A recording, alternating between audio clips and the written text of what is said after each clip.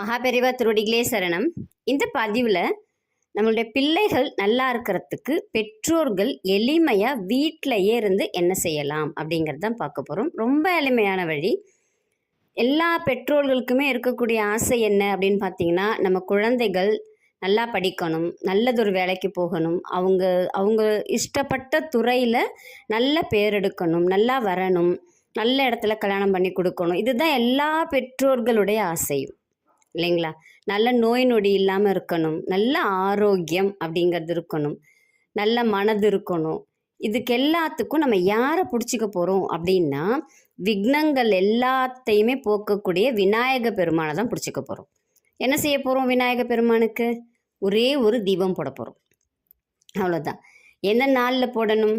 உங்களுக்கு இஷ்டப்பட்ட நாளில் போடலாம். உங்களுக்கு எது உகந்த நாள் நினைக்கிறீங்களோ அன்னைக்கு போடுங்க. இல்லை நட்சத்திரம் நாள் பார்த்து போடுறீங்களா போடுங்க. இல்லை குரு பகவானுக்கும் விநாயகருக்கும் உகந்த நாளான வியாழக்கிழமையிலே போட போகிறீங்களா போடுங்க, அதுவும் பிரச்சனை இல்லை. இல்லை நல்லா முகூர்த்த நாளாக பார்த்து தான் ஆரம்பிக்க போகிறீங்களா, முகூர்த்த நாளாக பார்த்து ஆரம்பிங்க. உங்களுக்கு எந்த நாள் ஒத்து வருமோ அந்த நாளில் நீங்கள் ஆரம்பிச்சுக்கலாம், இதுக்கு தடைகள் கிடையாது.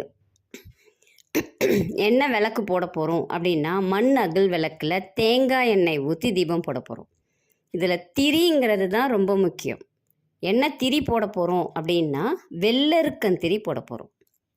ஒரு திரியாக போடக்கூடாது, 2 திரியாக சேர்த்து வெள்ளருக்கன் திரி போட போகிறீங்க. காலையில் ஏற்றுங்க, விநாயக பெருமானுக்கு காலையில் ஏற்றுங்க. விளக்கேற்றிட்டு, என் பிள்ளைகள் எல்லாம் நல்லா இருக்கணும், எங்கள் குடும்பம் அமைதியாக இருக்கணும் அப்படின்னு மட்டும் வேண்டிக்குங்க. நீங்கள் எந்த ஸ்லோகனும் சொல்ல வேணாம், எதுவுமே சொல்ல வேணாம்.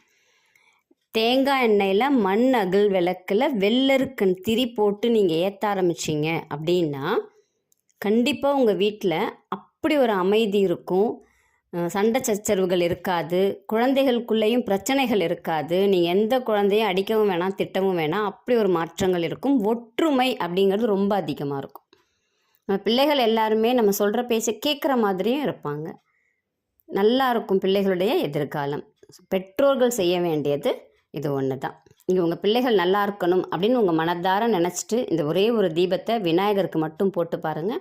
உங்கள் பிள்ளைகளுடைய எதிர்காலம் மிக மிக மிக மிக பிரம்மாண்டமாக இருக்கும். செய்து பலனடையுங்கள். நம்பிக்கை மட்டுமே தேவை. நன்றி, வணக்கம்.